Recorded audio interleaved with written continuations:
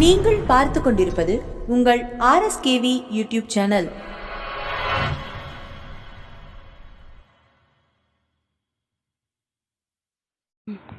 உங்கள் அனைவருக்கும் எங்கள் RSKV டிவி சேனலின் அன்பு வணக்கங்கள். இந்த புத்தகத்தின் பெயர் ஏடு. இந்த புத்தகத்தை எழுதியவர் திருமதி க. அம்பிகா அவர்கள். இந்த புத்தகத்தை வாசிப்பவர் நான் உங்கள் திருமதி ரமா சதீஷ்குமார். இந்த ஆடியோவை உங்களுக்கு வழங்குவது உங்கள் RSKV டிவி சேனல். நீங்கள் ஏடு என்ற புத்தகத்தில் உள்ள பகுதி 229 வரை கேட்டு இருப்பீர்கள். அதனைத் தொடர்ந்து இந்த வாரத்தில் பகுதி 230 கேட்போம். பகுதி 230. ஐயப்பன் கோவிலில் உள்ள 18 படி உணர்த்தும் தத்துவம் தெய்வங்கள் யாவை? காமம் பற்ற உண்டானால் பாசம் மோகம் ஏற்பட்டு புத்தி நாசமடைந்து அழிவு ஏற்படுகிறது. குரோதம் கோபம் குடியை கெடுத்து கொண்டவனையும் அவன் சுற்றத்தையும் சேர்த்து அழித்துவிடும். லோபம் பேராசைக்கு இடம் கொடுத்தால் இருப்பதும் போய்விடும், ஆண்டவனை அடைய முடியாது. மதம் யானைக்கு மதம் பிடித்தால் ஊரையே அழித்துவிடும். அந்த யானையை அப்போது யாராவது விரும்புவார்களா? அதுபோல் வெறி பிடித்தவனை ஆண்டவன் வெறுத்து விடுவான். மாத்சர்யம் மனதில் பொறாமையை நிலைநிறுத்தி வாழ்பவனுக்கு வேறு பகையே வேண்டாம், அதுவே அவனை அழித்துவிடும். தம்பம் பிராக்கெட்டில் வீண் பெருமை அசுர குணமானது நமக்குள் இருக்கக்கூடாது. அகந்தை தான் என்ற அகந்தை கொண்டவன் ஒருபோதும் வாழ்வியில் முன்னேற முடியாது.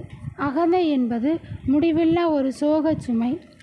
சாத்விகம் விருப்பு வெறுப்பு இன்றி கர்மம் செய்தல் வேண்டும். ராஜசம் அகங்காரத்தோடு கர்மம் செய்தல் கூடாது. தாமசம் அற்ப புத்தியை பற்றி நிற்பது, மதிமயக்கத்தால் வினை செய்வது. நாணம் எல்லாம் ஆண்டவன் செயல் என்று அறியும் பேரறிவு. மனம் நம் மனம் கெடாது, பிறர் மனம் வருந்தாது வாழ வேண்டும். எப்போதும் ஐயன் நினைவே மனதில் இருக்க வேண்டும். அஞ்ஞானம் உண்மை பொருளை அறிய மாட்டாது மூடி நிற்கும் இருள்.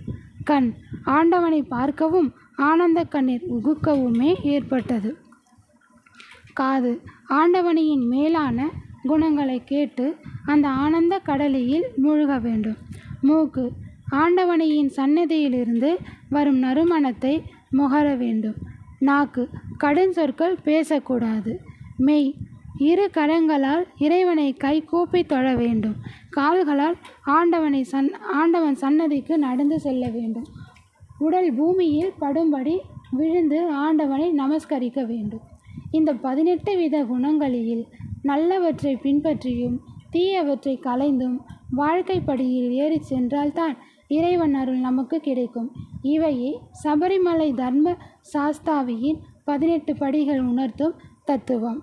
18 படி தெய்வங்கள். ஐயப்பன் கோயிலில் உள்ள 18 படியிலும் 18 தெய்வங்கள் அருள்பாலிப்பது சிறப்பு.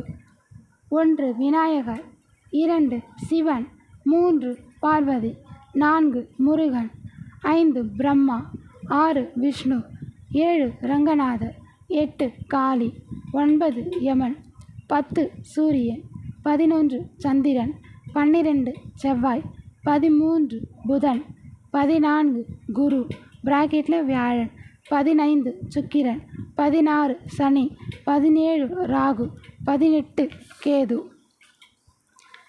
எனவே பகுதி 230 இத்துடன் நிறைவு பெற்றது. இனி அடுத்த வாரம் புதன்கிழமை மற்றொரு பகுதியில் உங்களை